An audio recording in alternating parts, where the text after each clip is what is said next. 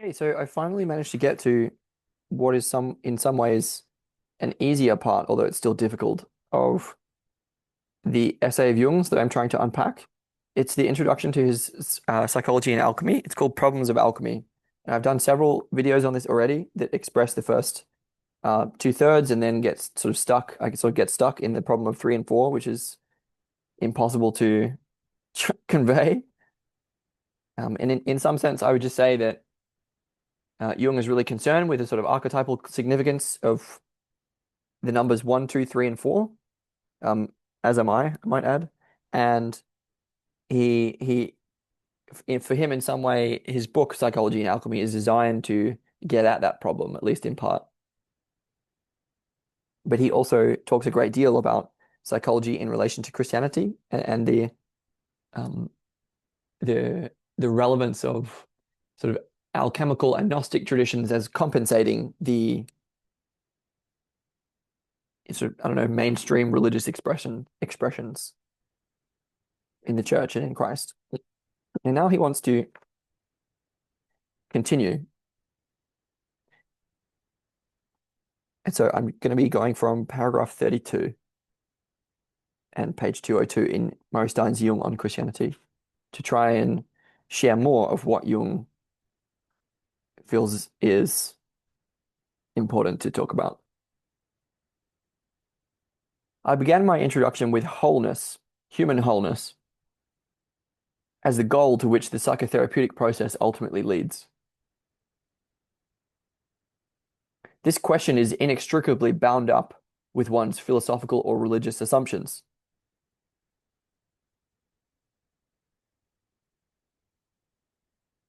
Even when, as frequently happens, the patient believes himself to be quite unprejudiced in this respect.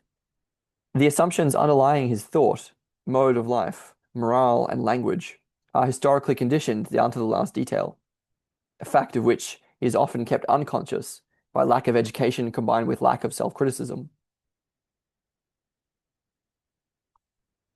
Okay, so what Jung is saying is that if we can understand his psychology in this way, that human wholeness is the goal to which the process of self-development that Jung calls individuation strives to. There's a way that his psychotherapy is designed to help us on that process, that project of sort of aspirational development, that he feels that we're sort of already doing that. It's a natural process, but the psychotherapy can help us toward that.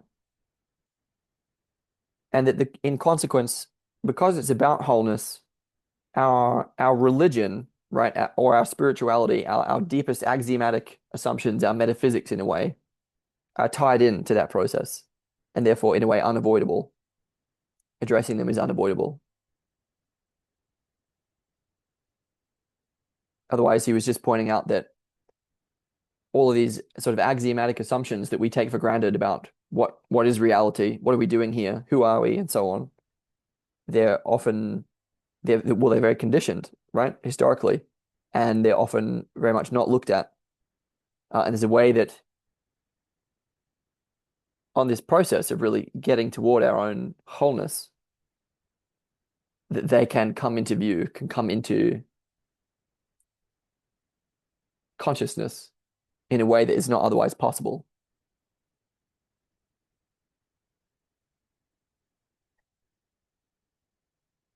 The analysis of one's situation will therefore lead sooner or later to a clarification of his general spiritual background, going far beyond his personal determinants, and this brings up the problems I've attempted to sketch in the preceding pages. So he's saying that when this process inevitably brings up these questions, about religion or spirituality or reality, what we believe, what are we doing here, who are we, and so on. These are kind of religious or spiritual problems, and they come up in the process of individuation, and for everyone at some point. And because those are, in a way, there are aspects of those problems that are collective in nature, that it is deeply personal, but there's also an aspect of those problems, let's say, that is common to everyone.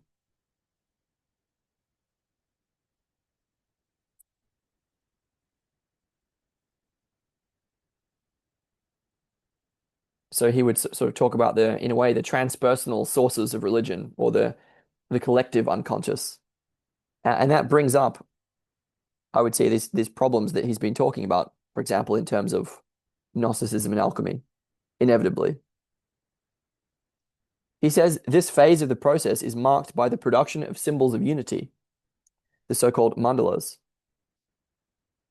or equivalent, which occur either in dreams or in the form of concrete visual impressions, often as the most obvious compensation of the contradictions and conflicts of the conscious situation.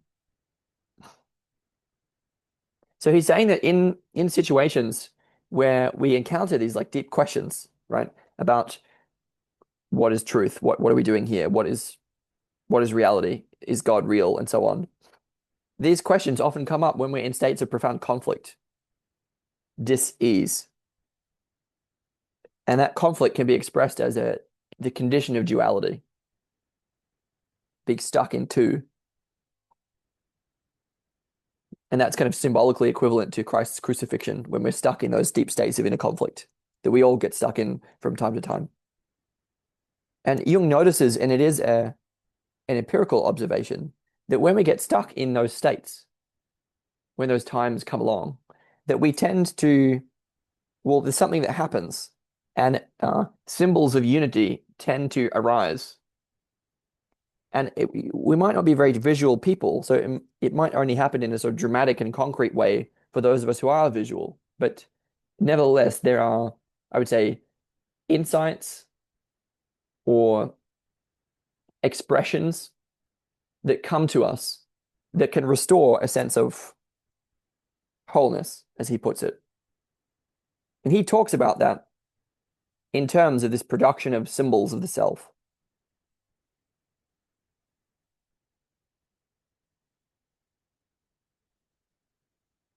And he feels that this has a compensating quality when our conscious, when the conscious side of us is stuck in duality, the unconscious expresses this wholeness, expresses this unity, which is underlying. Hence, he says, it would hardly be correct to say that the gaping rift in the Christian order of things is responsible for this,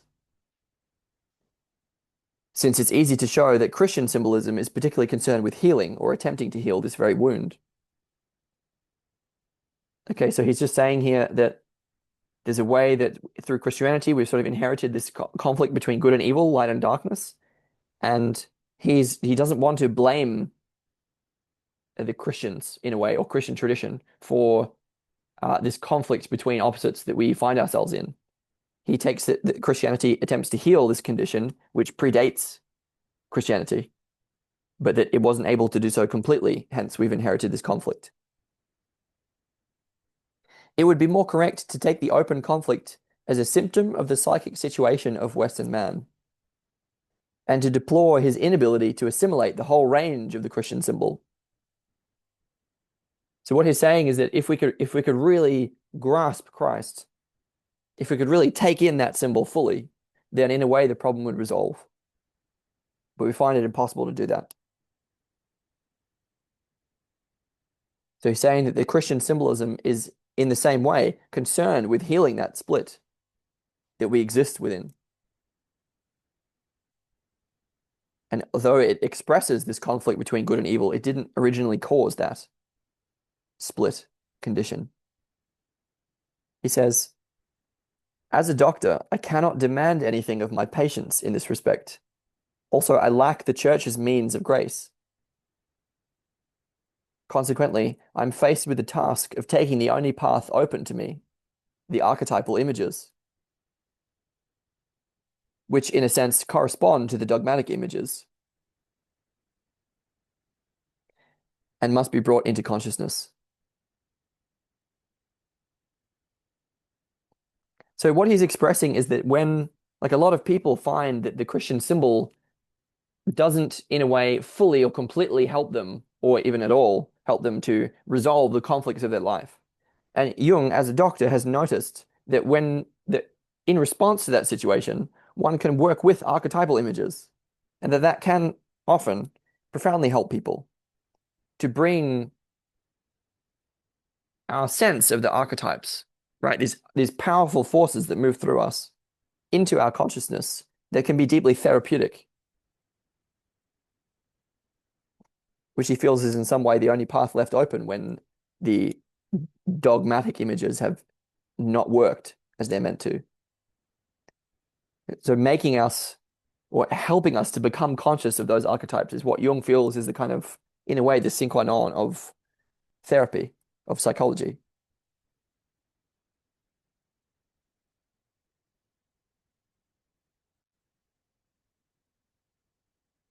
Quote, at the same time, I must leave my patient to decide in accordance with his assumptions, his spiritual maturity, his education, origins, and temperament, so far as this is possible without serious conflicts.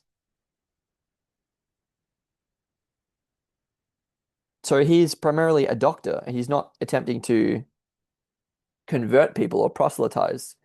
He's attempting to help them. And that involves sort of not making decisions on their behalf or pushing, I don't know, belief upon them. Quote, as a doctor, it is my task to help the patient to cope with life.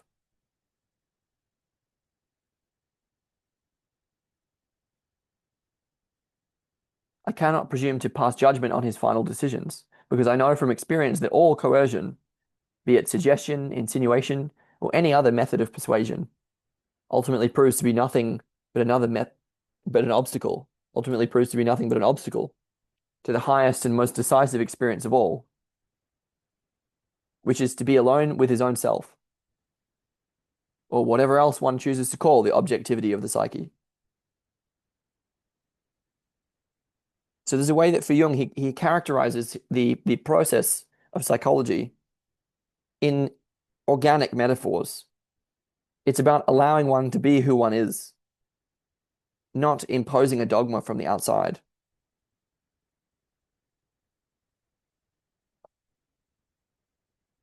He's talking not only about the virtue of solitude here, the virtue of living in one's own way, living one's own truth, you could say, but that sort of coercion, convincing anyone of anything, is a really obstacle on the way to that.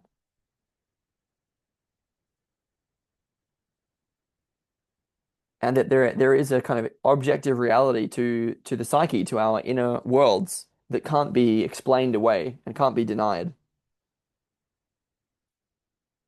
And that helping people to navigate their way through that can be obviously profoundly therapeutic, which is kind of the whole point. Quote, the patient must be alone if he is to find out what it is that supports him when he can no longer support himself. Only this experience can give him an indestructible foundation.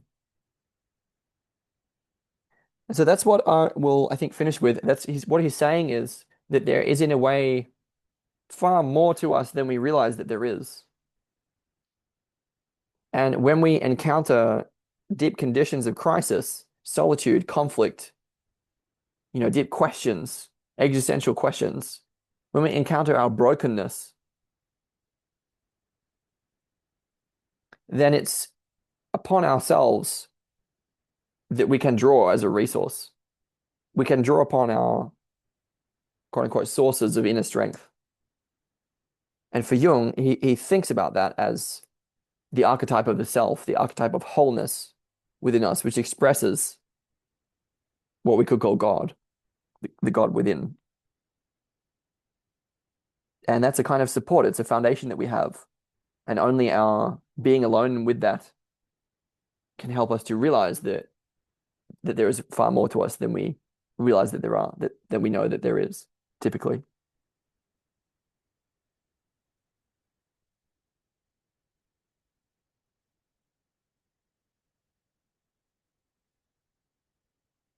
I would be only too delighted to leave this anything but easy task to the theologian, were it not that it's just from the theologian that many of my patients come.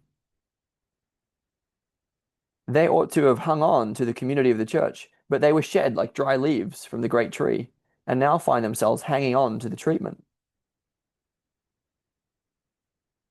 Something in them clings, often with the strength of despair, as if they or the thing they cling to would drop off into the void the moment they relaxed their hold. They're seeking firm ground on which to stand.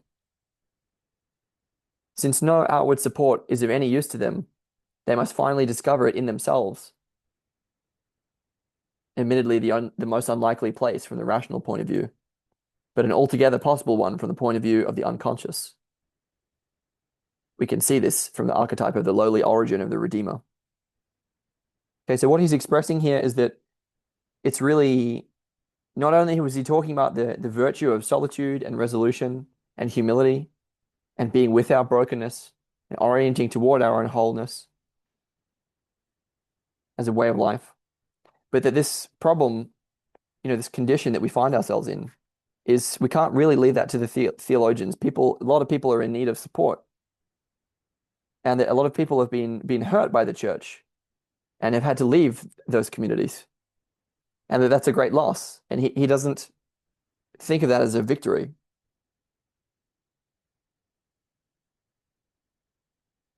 We see the threat of nihilism. People have nowhere to. We don't have a source, a ground of meaning, or a spiritual home. We're seeking that firm ground. We have to discover it within ourselves. This is what he's pointing to. We have this deep existential fear, this fear of the void, of nihilism, of insanity, of insecurity. And it's only within us that we can find that which can support us through all trials, which he calls the self, but we can call God. So the only firm ground is within. And just when we are torn asunder, there we are. We can see this from the archetype of the lowly origin of the Redeemer.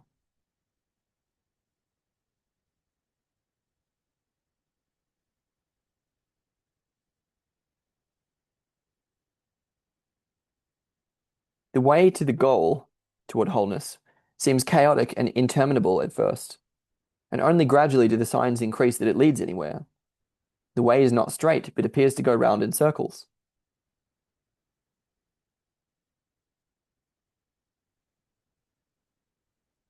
So he's talking about how, life is messy, and when we grow, we don't grow in a linear way. We grow in a chaotic way that often looks like 3 steps forward, 2 steps back. And he calls that circumambulation. More accurate knowledge has proved it to go in spirals. The dream motifs always return after certain intervals to definite forms, whose characteristic it is to define a center. So it's not just that our development is messy and complex, it revolves around a central point, again, that he calls the self. And we see this in the expressions of the unconscious, such as in dreams. Quote, as a matter of fact, the whole process revolves around a central point, or some arrangement around a center, which may, in certain circumstances, appear even in the initial dreams.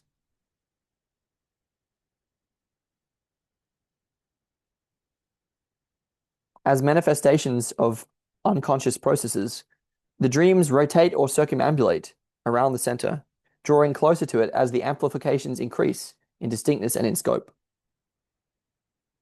So he's describing that this center of the personality, the self, he calls, center of conscious and unconscious, is a kind of attractive basin. It's something that our psyche revolves around. It's like the sun in the solar system, but the inner version of that. And the dreams express that condition.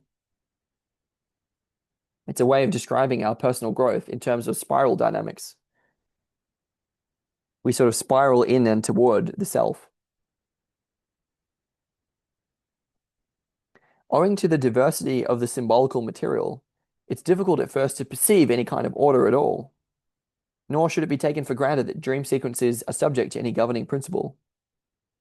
But as I say, the process of development proves on closer inspection to be cyclical or spiral. We might draw a parallel between such spiral courses and the processes of growth in plants. In fact, the plant motif, the tree or the flower, for example, frequently recurs in these dreams and fantasies, and is also spontaneously drawn or painted. In alchemy, the tree is the symbol of Hermetic philosophy. So again, Jung is sort of concerned first and foremost with the unconscious and helping it to restoring our sense of wholeness by looking into the unconscious in a way and helping us to become conscious of the archetypes that move in it. And he feels that process is that process that we're sort of on or in the middle of is the process of individuation or becoming whole. And he's concerned with the unconscious wherever it can show itself. And dreams is simply in some way the most accessible way to look at the unconscious and what's going on within it. And there's a great variety of a great complexity of material that go on there that he feels with experience we can recognize to contain order. Order having to do with these symbols, about that have to do with the mandala, that have to do with spiral dynamics, cyclicality, also with organic growth, with plants. That this is in some way the best kind of metaphor to describe the process of the natural process of the psyche. We also see that, for example, in Chinese philosophy.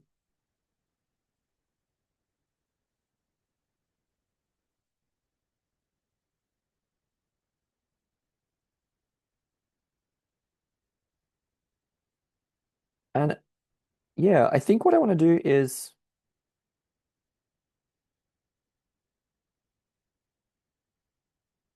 I'll do one more paragraph. He says that, yeah, this is the introduction to his Psychology and Alchemy. So he intends for the whole book to be a discussion of the symbols of the self and how they have this analogy to the alchemical process,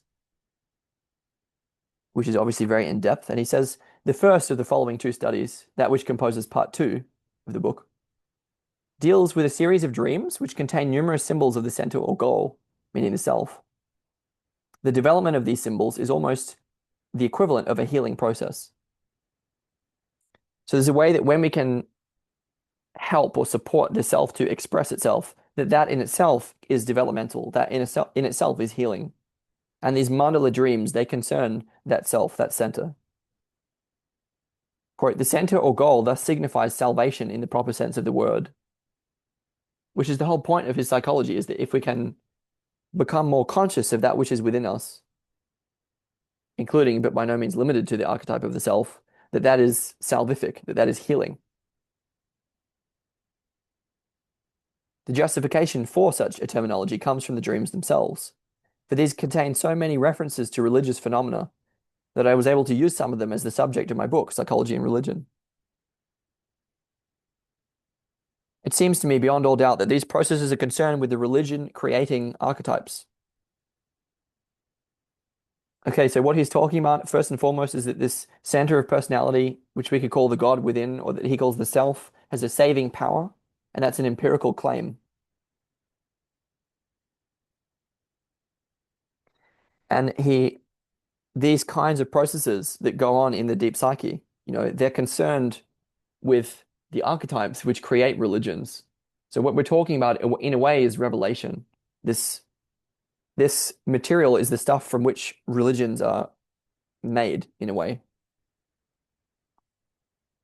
Another way to put it is that religion is that material. It constitutes that material. It's that material expressed in a way, in a mythic way, in a religious way.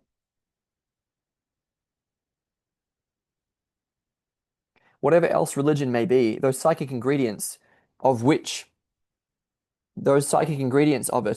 of religion, that are empirically verifiable, undoubtedly consist of unconscious manifestations of this kind. It's just saying what I said. People have dwelt far too long on the fundamentally sterile question of whether the assertions of faith are true or not. Quite apart from the impossibility of ever proving or refuting the truth of a metaphysical assertion, the very existence of the assertion is a self-evident fact that needs no further proof. And when a consensus gentium allies itself thereto, the validity of the statement is proved to just that extent. Blah, blah. What he's saying is that it's not a matter of faith. Well, it's not a matter of belief. It's a matter of, in a way, empirical truth. We've been dwelling too long about whether what we say we believe is true or not, and not getting to the real depths of things, in a way. The only thing about it that we can verify is the psychological phenomenon, which is incommensurable with the category of objective rightness or truth. No phenomenon can ever be disposed of by rational criticism, and in religious life, we have to deal with phenomena and facts and not with arguable hypotheses. So what he's saying is that psychology in a way is limited, and it's limited by its its MO. Its psychology is about empiricism and sort of verifying observable phenomena. It's not about metaphysical claims. I've been sort of confusing that distinction throughout this, but he's talking about empirical phenomena that can't be criticized away, and that psychology concerns that which is verifiable, and that belief or faith is in some way not the province of psychology.